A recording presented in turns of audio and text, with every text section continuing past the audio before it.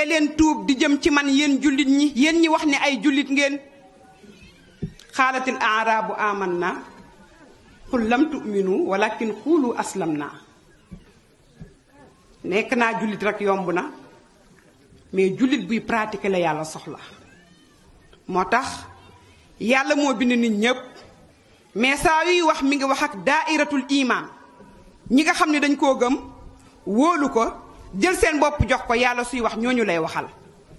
nee na tuub leen yéen jullit ñi dangeen a bëri bàkkaar dafa sew am na léeg-léeg nga yëg ko léeg-léeg doo ko yëg léeg-léeg nga tey ko léeg-léeg doo ko tey moo tax tuub gi day jaadu tuub leen dellu ci borom bi subhanahu wa taala yéen jullit ñi bu ngeen buggee am ëllëg aljanna la'allakum tuflixuun mooy am aljanna rek ëllëg te suratu nuur yàlla wax ba wax ak ñi nga xam ne oustaz max dëgg danga koy wax te dund waaye kuy wax di sóoraale li nekk ci poosu nit ñi booy wax di sóoraale xar kanam yi lay xool di ree pour nga wax lu normal dafay jafe damay wax ni waxkat yi am nañ part de responsabilité yu rëy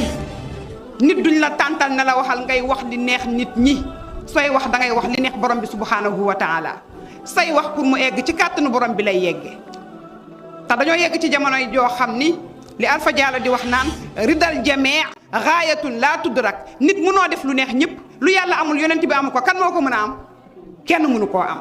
kon looy def seet si sa borom subhanahu wa taala ku nekk di nga tëdd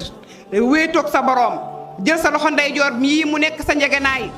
Munkar ak Nakiir ñëw laaj la ñu audité la kenn du la fa fekk kenn du la jëlal intervention kon lu ko fi jaar dërëm bi da nga koy lekk mu jeex sañse bi da nga koy sol mu raab oto bi da nga koy dawal kër gi da nga fay génn du yàgg kon lu ko fi jaar